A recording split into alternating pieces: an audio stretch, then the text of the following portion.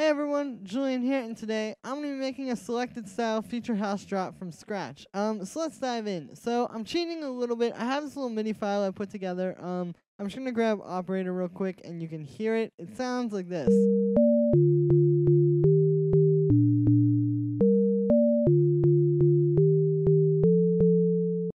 And yeah, this is pretty simple. As you can see, they're just basic major and minor chords. If I move these down, I just put the thirds up in octaves. So the third, if you don't know, is usually the second note in like basic chords like this. But yeah, just put it up an octave. Spaces it out a bit, gives it like more of like a futuristic kind of sound. And yeah, so I'm gonna actually use operator here, and I'm gonna make a synth sound for this.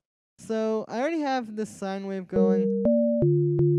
And the kind of synth sound we want is going to be like a more kind of like one-shot kind of sound. Like just a short, quick little hit. Not like a super long pad or like anything like that. You just want a quick little short sound that will just play these chords and is more like percussive. So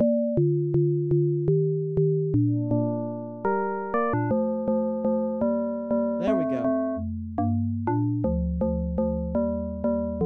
And I'm just adjusting the envelope here.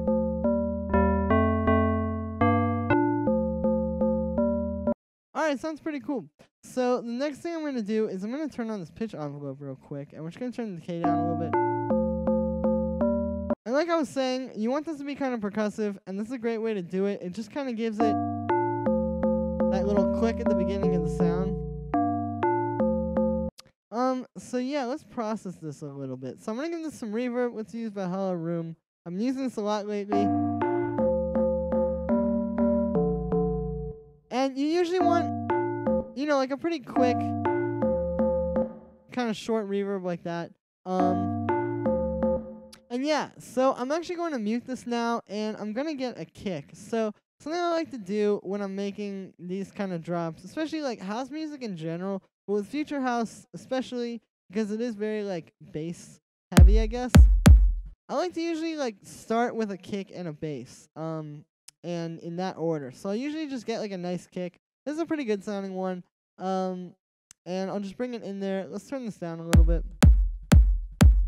And then there we go. Had to turn my speakers down for a sec. And then let me grab this MIDI here, and I'm going to put it on a track, and we're going to get rid of the thirds, and we're going to make a little bass sound real quick. So I'm actually going to make this in operator, or in massive, excuse me.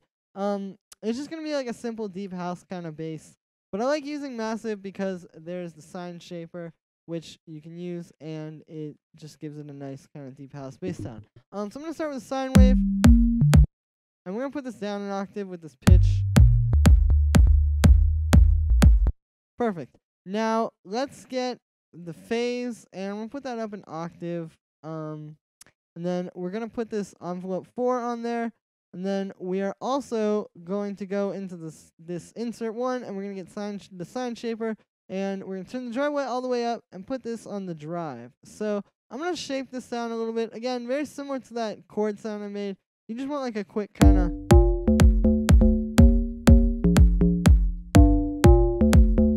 just a sound like that.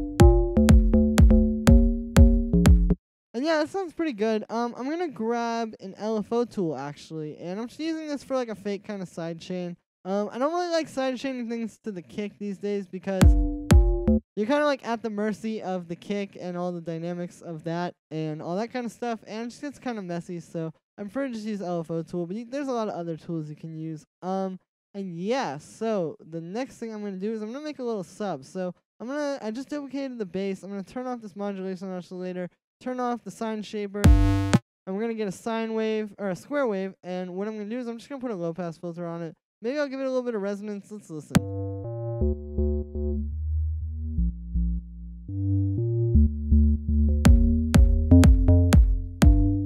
There we go. Perfect. So next thing I'm going to do is I'm going to bring back in those chords, and we're going to copy this LFO tool onto there.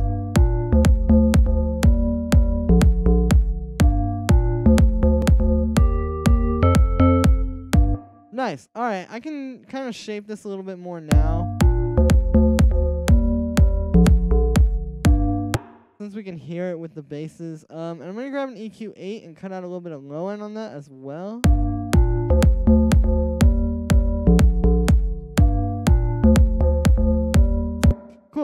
let's make one more layer, and then I'll start filling out the drums more.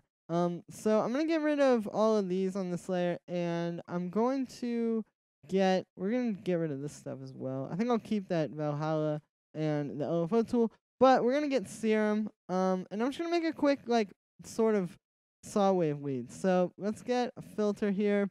I'm gonna go 24. I'm gonna put envelope 1 on there because envelope 1 is also routed to the volume, and it just makes it very clean if everything is on the same envelope. And let's solo this. Perfect.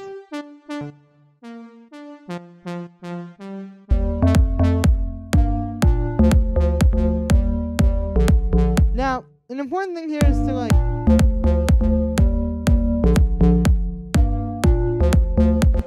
play around with that attack, because you don't want it to be too long. You kind of have to, like, tune it to the other things. Not tune it in terms of pitch, but tune it in terms of, like, you know, fine-tuning it, essentially.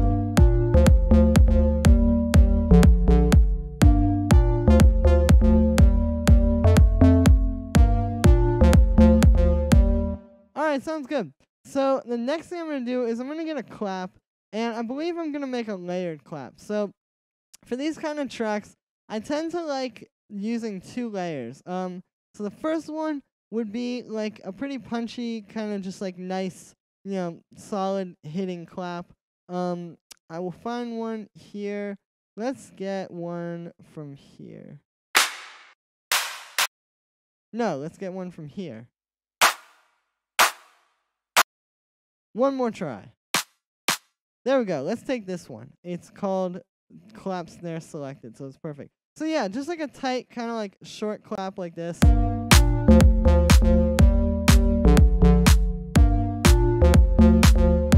And then what that's going to give us is like a nice body and like a nice kind of just, it gives us, you know, the hit of the clap. But the next thing we need is maybe a clap kind of like one of these. Let's take this one. Perfect. So now we have one that's going to be a little bit more of like just kind of texture, and like it's just going to sort of spruce up the clap a little bit. So I'll take this and we're going to move it back a little bit because you can see the impact is here and there's a little bit of stuff before that. And we'll just copy this over a bunch. And yeah, so now we have 2 layers to our clap, and it's going to be like a nice kind of detailed. You can kind of hear the best of both. Like we have the openness of this one, and then again, like the punch of this one. So I'm going to do a little bit of EQing to these as well real quick. And this is like all kind of, you know, very simple stuff. I know I'm kind of going in here, but it's really not too crazy what I'm doing. Like I said, I'm just trying to clean these up a little bit. It's really important to have very like clean, tight sounds with the style, because otherwise it's all just going to fall apart and like get very messy very quickly.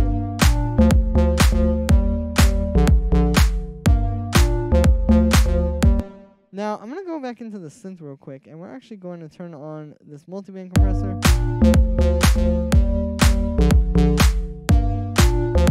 There we go. Just had to spruce that up really quick. I keep saying I'm going to spruce things up, and I don't really know why. Anyway, we need some hi-hats. So I'm going to go in here, and let's go to this one. I'm going to go Vintage Deep House 2. So I'm going to get the hi-hats. The way I like to do them for the style is 2 layers. The first layer is just like an open hi-hat like this one. It's not even really layers as much as it is just kind of like 2 different tracks. So like I said, the first one is this open hi-hat. So we're just going to put this on every upbeat. Pretty straightforward kind of house thing there. Nothing too crazy. And we can listen to a few different samples.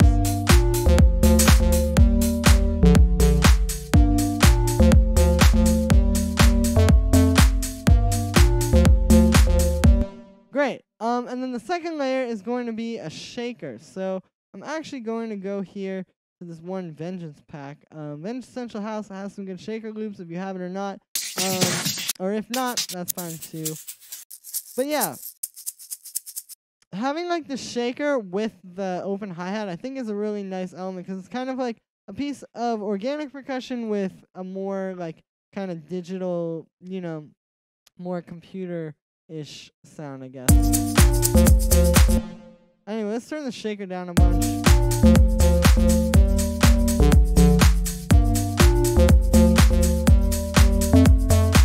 And yeah, we're pretty much done. We just need to do a few more things to kind of like tighten this up a little bit. So the first thing I'm gonna do here is I'm gonna do some structuring.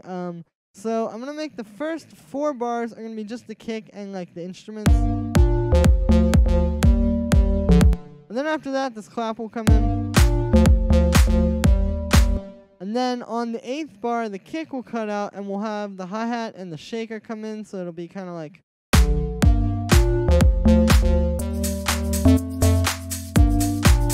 And then for this last 8 bars, just kind of everything is playing out. And then after that, I'm actually going to go to these 2 main synths here. These. We're going to add one more thing that's pretty crucial, or it's like a very popular thing in this style, and that is reverb sweeps. So, what do I mean by reverb sweeps? I'm going to grab Valhalla Vintage Verb. You can use any reverb for these, but I just like to use Valhalla Vintage Verb. It's nice. And yeah, so the way, basically, what I'm talking about by the reverb sweeps are those little things you hear at the end of, like, sometimes it's every 2 bars, sometimes it's every 4 bars, sometimes it's just in the middle, but the little reverb sweeps that you hear, something like this. Yeah, so those. So the way that you make those is basically, like I said, you take any reverb, and you don't really have to change a whole lot of settings. You can see I just left this completely stock, but what you have to do is automate that mix to come up on like the fourth count of the 2nd bar in this case. Or like you could really have this anywhere. You could just have this on like one note. Like if you wanted to do something like this, you could do that. But yeah, this is essentially how you do it. And then once you do that, it sounds like this. So it kind of like, you know, transitions into the next part really smoothly. And it sounds really good with these like deep digital kind of like FM sounds as well. So I'm going to copy that onto the synth lead, and that sounds like this.